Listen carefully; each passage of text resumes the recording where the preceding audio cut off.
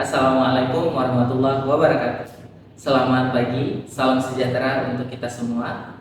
Perkenalkan, saya Beni Al-Fajar, SPD MSc. Saya adalah salah satu dosen tetap program studi biologi Fakultas Teknik Universitas Samudra dengan NIDN 0013059002. Pada kesempatan kali ini, izinkan saya menyampaikan pernyataan diri dosen dalam unjuk kerja Tridharma Perguruan Tinggi PDD UKTPT bidang pengajaran. Video ini saya buat sebagai salah satu syarat untuk sertifikasi dosen tahun 2024. Pada video ini saya akan memaparkan salah satu mata kuliah yang saya ampuh, yaitu mata kuliah Fisiologi Hewan mengacu pada DIA Delivery Interaction Assessment dengan 6 poin sebagai berikut. Yang pertama, identitas mata kuliah. Nama mata kuliah Fisiologi Hewan, kode mata kuliah MBI 321 dengan bobot SKS 3 SKS, 2 SKS teori dan 1 SKS praktikum. Mata kuliah ini ada di semester 5 dan merupakan mata kuliah wajib dengan dosen pengampu saya sendiri Beni Al-Fajar SPD MSc dan Ibu Mulia Safrida Sari SPD MSI. Yang kedua, untuk deskripsi mata kuliah Fisiologi Hewan berisi penjelasan tentang fungsi faal dari setiap sistem organ penyusun tubuh hewan, meliputi sistem saraf, sistem gerak, dan sistem indera sebagai pengatur koordinasi. Sistem endokrin berperan dalam regulasi hormonal, sistem pencernaan dan sistem respirasi berperan dalam metabolisme energi, sistem sirkulasi dan sistem imunitas berfungsi membantu sirkulasi atau transportasi zat dan memfasilitasi imunitas, serta sistem ekskresi berperan dalam mengekskresikan sistem metabolisme juga meregulasi tekanan osmotik. Yang ketiga, adapun capaian pembelajaran mata kuliah atau CPMK. Yang pertama, mahasiswa mampu menerangkan definisi dan ruang lingkup fisiologi serta fungsi homeostasis dalam struktur organisasi sel. Yang kedua, mahasiswa mampu menguraikan sistem koordinasi pada hewan. Ketiga, mahasiswa mampu menguraikan mekanisme gerak pada hewan melibatkan ATP, CA2+ dan fosfagen dalam kontraksi dan relaksasi otot. Keempat, mahasiswa mampu menerangkan sistem indera pada hewan. Kelima, mahasiswa mampu menerangkan fungsi hormon sebagai penyusun sistem endokrin dalam regulasi homeostasis tubuh. Keenam, mahasiswa mampu menerangkan sistem pencernaan pada hewan. Ketujuh, mahasiswa mampu menerangkan mekanisme pertukaran gas melalui sistem respirasi pada hewan. Kedelapan, mahasiswa mampu menguraikan mekanisme kerja jantung, darah, dan komponen penyusun darah, sirkulasi darah, dan sistem imunitas. 9. Mahasiswa mampu menerangkan mekanisme kerja dan fungsi sistem ekskresi terhadap regulasi tekanan osmotik tubuh. Untuk materi pembelajaran, yang pertama ada definisi dan ruang lingkup fisiologi serta fungsi homeostasis dalam struktur organisasi sel. Kedua, sistem koordinasi pada hewan. Ketiga, sistem gerak pada hewan. 4. Sistem indera pada hewan. 5. Sistem endokrin dalam regulasi homeostasis tubuh. 6. Sistem pencernaan pada hewan. 7. Sistem respirasi pada hewan. 8. Sistem sirkulasi dan imunitas. 9. Sistem ekskresi dalam regulasi suhu dan tekanan osmotik tubuh. Untuk buku referensi, adapun buku referensi yang digunakan yaitu buku biologi yang relevan. Kemudian ada modul ajar biologi yang disusun oleh tim dosen biologi oleh saya sendiri Beni Al-Fajar dan Ibu Mulia Safrida Sari, dan jurnal-jurnal terkait. Untuk sistem dan model pembelajaran pada mata kuliah fisiologi hewan yaitu secara tatap muka yang dilakukan di ruang kelas maupun di laboratorium, dan secara virtual melalui WhatsApp group maupun Zoom meeting. Di mana sistem pembelajaran ini utamakan keaktifan mahasiswa dalam proses pembelajarannya, yaitu pembelajaran yang kolaboratif, diskusi kelompok, dan penugasan berupa studi kasus. Untuk sistem penilaian, di sini ada beberapa item penilaian meliputi kehadiran itu 10%, untuk kuis dan diskusi 10%, tugas terstruktur 20%, ujian tengah semester 30%, dan ujian akhir semester 30%. Nah, kriteria penilaian akhir ada nilai A, AB, B, BC, C, D, dan E. Untuk nilai A itu lebih besar dari 87, untuk nilai B 78 sampai 86,9, dan untuk nilai E itu di bawah 41. Berikut ini cuplikan proses pembelajaran yang dilakukan pada mata kuliah fisiologi. Assalamualaikum.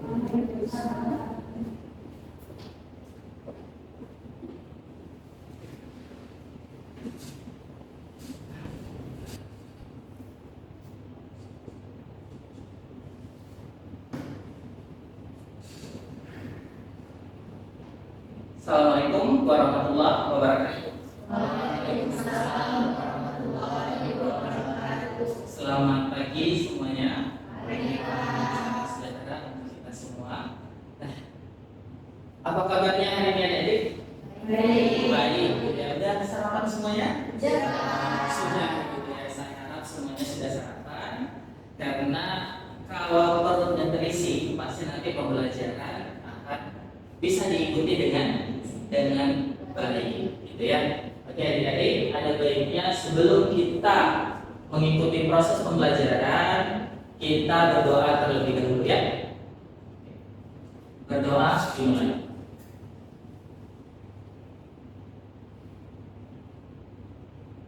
Berdoa selesai. Oke, saya absen terlebih dahulu ya. Ini saya absen sesuai dengan yang ada di portal ya. Akil Noktarisa, Reva Rizky Pijana, Zakia Sawa, Rizky. Oke. Saya ini sesuai dengan yang ada di portal kita.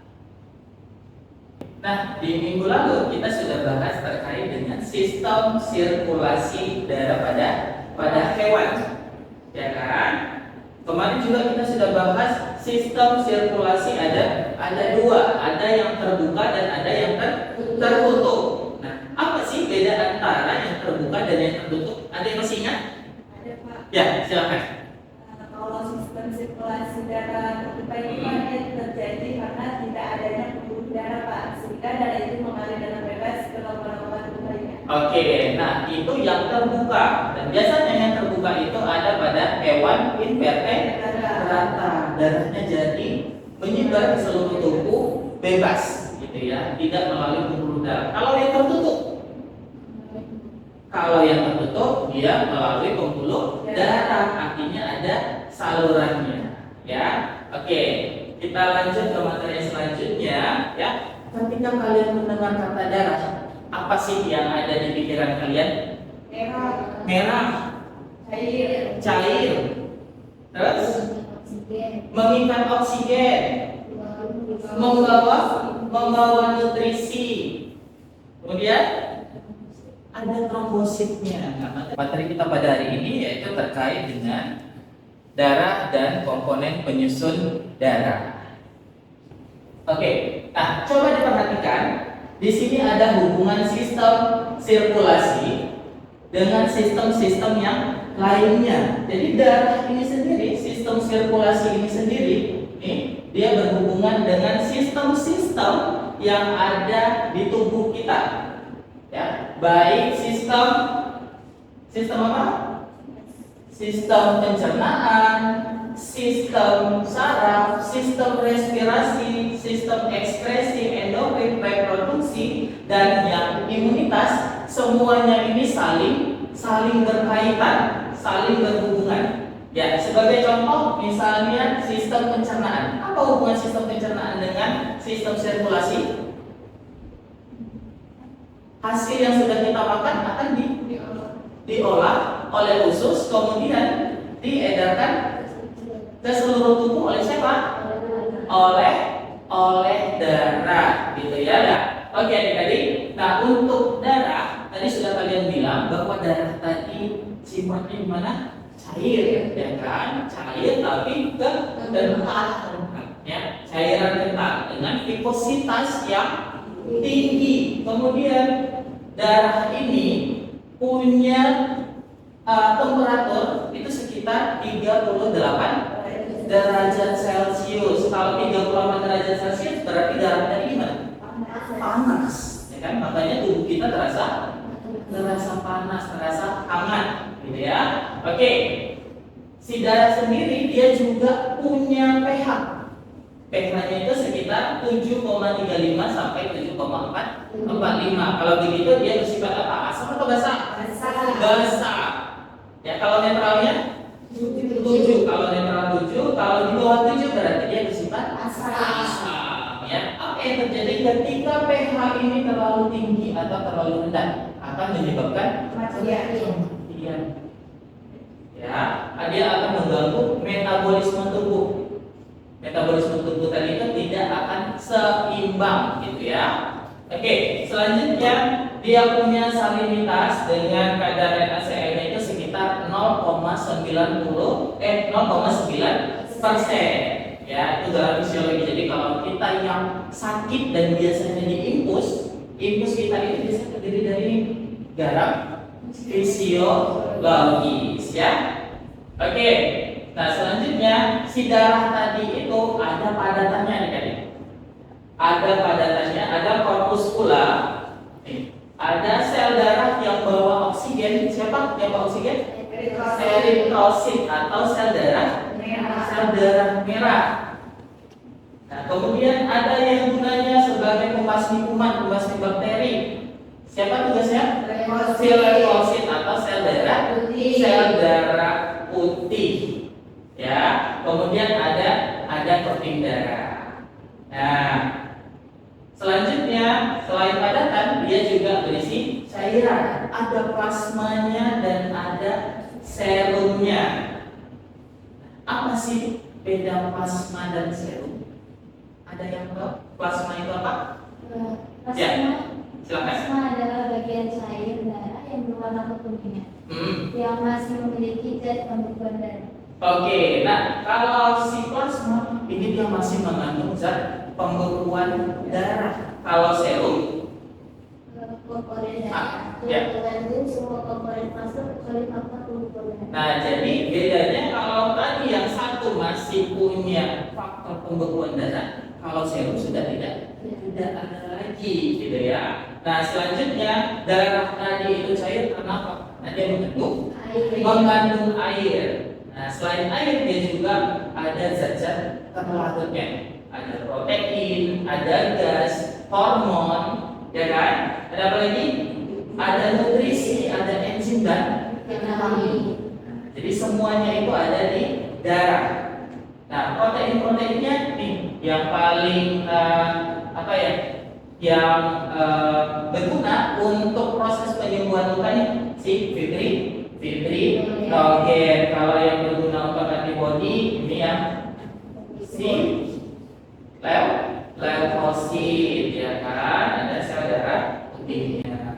Nah, untuk hematologi sendiri yaitu merupakan ilmu yang mempelajari ataupun yang berhubungan sama darah dan penyakit-penyakit yang berkaitan dengan darah, ya. Oke, selanjutnya, nah ini adik-adik, coba dilihat kalau kita sentrifuge, nih, kalau kita ambil darah kita ini, kita ambil darah, kemudian kita sentrifuge dengan kecepatan tertentu, maka si darah tadi itu akan terpisah antara plasma dan juga sel darahnya. Nah, tadi kan dibilang sama Yemima kalau plasma tadi yang berwarna kuning. Nah, inilah dia plasmanya. Plasma tadi itu terdiri dari apa? Terdiri dari protein sekitar 7%, kemudian air. Nah, ini air yang paling banyak ya, 91%, dan zat-zat terlarut yang lain sekitar 2%.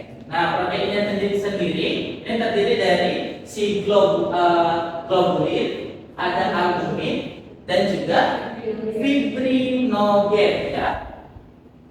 Nah, ini adik-adik yang saya bilang tadi, ini plasmanya, ini bavicotnya, ya, bavicot yang berisi sel darah putih dan ini sel darah merahnya, ya. Oke, selanjutnya kita masuk ke komponen darahnya. Ada eritrosit, ada jenis-jenis darah ya, ada eritrosit. Kalau kita lihat di bawah mikroskop, si sel darah merahnya itu seperti ini. Ya. Bentuknya seperti apa? Ini kalau kita ambil nih, kita amati di bawah mikroskop, bentuknya akan seperti ini dan seperti cakram bikonkaf. Nah, dialah yang berperan untuk membikat oksigen tadi. Ya. Oke, nah di sel darah merah itu ada si hemoglobin.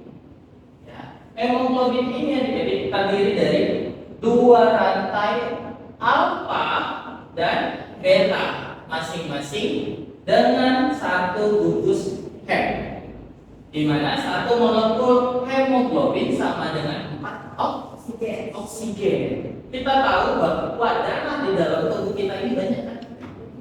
Banyak darah, ada berjuta-juta. Kalau satu darah bisa mengikat 4, berarti darah yang sekian banyak itu bisa mengikat sampai berjuta-juta oksigen. Nah, apa sih yang terjadi ketika Hb ataupun hemoglobin ini tadi rendah di dalam tubuh kita, di dalam darah? Pusing ya kan? Kalau Hb-nya rendah, orang biasa bilang apa? Pusing, lemas, anemia, nggak bisa beraktivitas, ya kan? Karena oyong-oyong tadi, sehingga nggak bisa kita aktivitas, ya kan? Nah, inilah kenapa Hb tadi itu harus normal jumlahnya, ya kan? Nah, selanjutnya ada mioglobin. Kalau si mioglobin ini pada serabut apa? Vertebrata yang aktif bekerja. Ya, misalnya pada apa? Pada burung, pada ikan, dan pada mamalia air. Oke, ya. Nah, tadi kalau sudah eritrosit, sekarang yang leukosit. Leukosit tadi apa? Sel darah putih. Gunanya sebagai apa dia?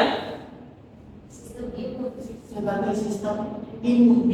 Dia yang menjadi pelaku utama dalam mekanisme sistem imun di dalam tubuh kita. Jadi leukosit sendiri ini ada 5 jenisnya. Ya, ada 5 jenisnya.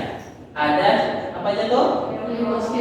Neutrofil, eosinofil, basofil, monosit, dan limfosit. Dan masing-masing si leukosit ini punya fungsi yang berbeda. Oke, yang pertama ada neutrofil, ya.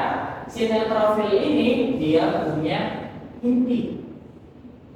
inti berlobus banyak, ya, berlobus banyak. Dan ada juga intinya yang berbentuk batang, ya. Dan dia punya granula. Ini jadi bintil-bintil ini itu namanya granula, ya. Nah, si granula ini bersifat netral, mengandung lisogen atau enzim hidrolitik.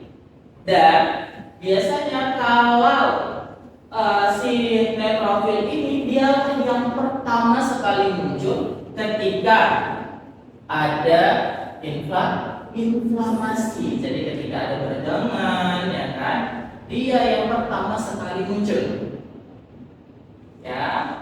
Dia yang akan memfagositosis patogen. Dia yang akan memakan patogen penyebab penyakit tadi. Dan selanjutnya ada eosinofil. Nah, si eosinofil ini juga sama seperti si neutrofil, dia punya apa tadi bintik-bintiknya namanya? Punya granula. Dan punya fungsinya untuk membunuh parasit besar seperti cacing dan parasit ekstrasel, ya. Gimana caranya? Nih, si eosinofil pertama sekali dia akan menempel pada parasit itu tadi. Nah, setelah dia menempel, maka dia akan mengeluarkan, akan melepaskan granula-granulanya sehingga melisiskan tubuh si parasit. Nah, granula-granula tadi itulah yang akan melisiskan, yang akan menghancurkan si parasit, ya. Oke, selanjutnya ada basofil. Nah, basofil ini dia bersifat asam dan akan muncul ketika terjadi reaksi alergi di dalam tubuh kita. Jadi ketika kita alergi, si basofil lah yang akan muncul, ya kan? Dialah yang akan berperan dalam proses apa? Alergi tadi tuh, dalam reaksi alergi, ya. Oke. Nah, selanjutnya ada monosit. Si monosit ini dia biasanya sebagai sistem imun bawaan, tugasnya sama untuk memfagositosis, memfagosit. Dia akan memakan patogen. Ya, biasa dia sebut sama makrofag. Dia punya granula juga nih. Dia akan mengeluarkan granula-granulanya itu untuk menghancurkan ataupun untuk memfagositosis patogen. Ya, oke. Selanjutnya nih ada limfosit. Nah, di limfosit ini dia terbentuk di bone marrow. Bone marrow apa? Sumsum tulang. Ya, dia terbentuk di bone marrow atau sumsum tulang. Di sini ada dua jenis limfosit. Ada limfosit apa aja, Dewi? Ada limfosit sel B dan limfosit T.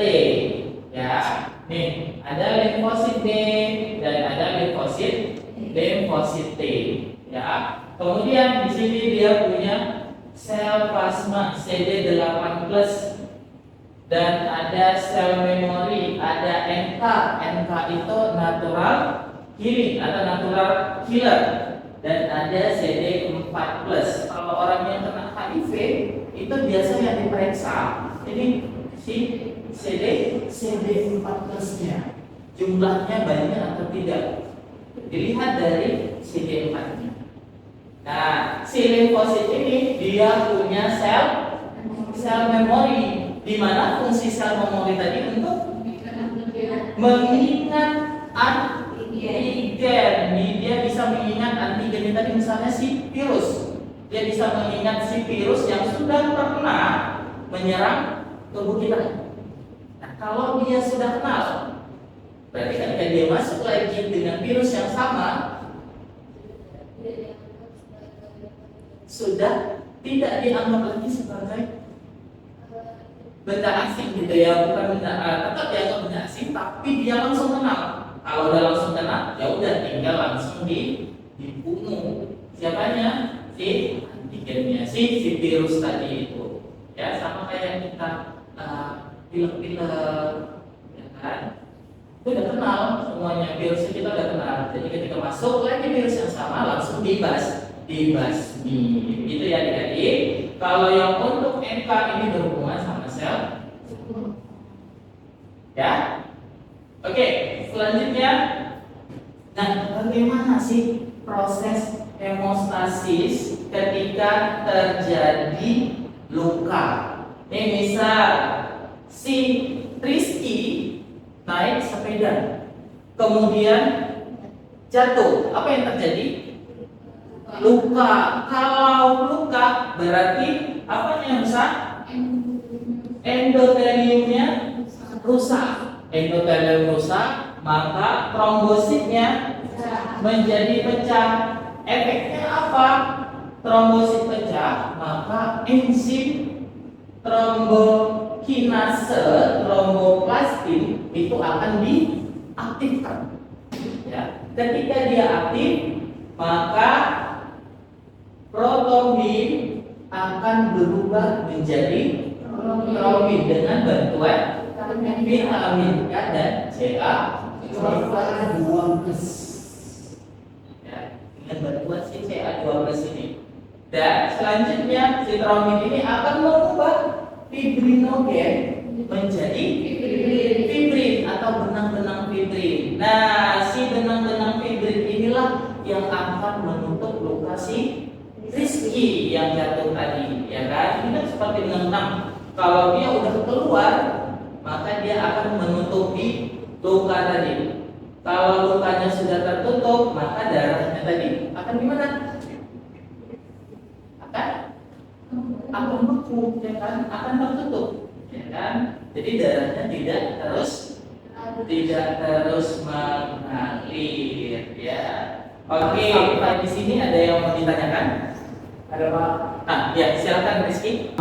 Saya ingin menanyakan Pak, apakah ada penyakit yang menyebabkan darah sukar itu membeku? Oke, ada nggak penyakit yang menyebabkan darah sukar membeku? Ada nggak? Ya?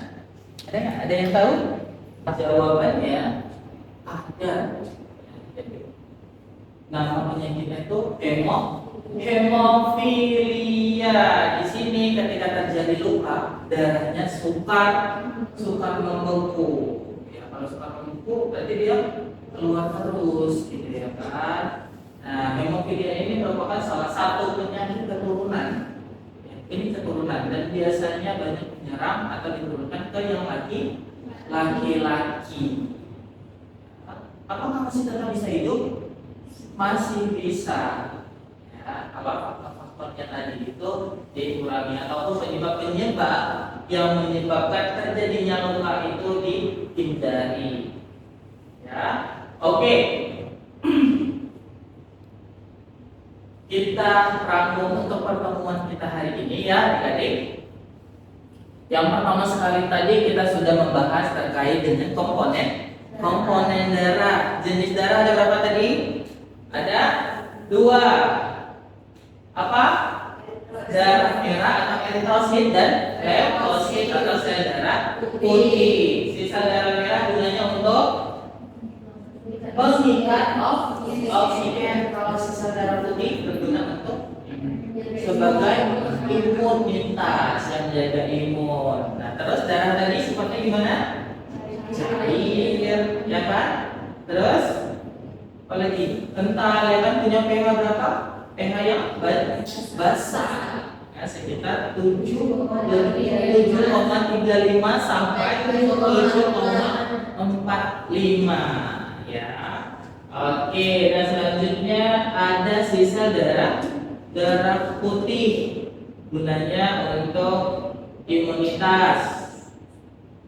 Ya, ada sinetrofil, basofil, eosinofil, monosit dan limfosit. Dan ini yang terakhir proses penutupan luka yang dibantu oleh fibrinogen atau benang-benang fibrin. Ya, oke. Untuk pertemuan hari ini ada tugas. Ya, ada tugas kita. Ini tugasnya per kelompok ya. Studi kasus membahas permasalahan terkait mekanisme kerja jantung, sirkulasi cairan tubuh atau darah dan sistem imunitas melalui informasi atau data yang diperoleh dari bedah jurnal. Nah, tugas ini kalian buat per kelompok, dipresentasikan minggu depan dan dibuat poin-poinnya. Ya, ada lagi yang ditanyakan? Tidak ada? Sudah jelas? Jelas ya. Kalau tidak ada, terima kasih untuk hari ini. Saya akhiri. Wassalamualaikum warahmatullahi wabarakatuh. Waalaikumsalam warahmatullahi wabarakatuh. Demikianlah proses pembelajaran pada mata kuliah fisiologi hewan sebagai bentuk pelaksanaan Tridharma Perguruan Tinggi di bidang pengajaran yang saya lakukan di program studi biologi Fakultas Teknik Universitas Samudera. Terima kasih atas perhatiannya. Saya akhiri. Wassalamualaikum warahmatullahi wabarakatuh.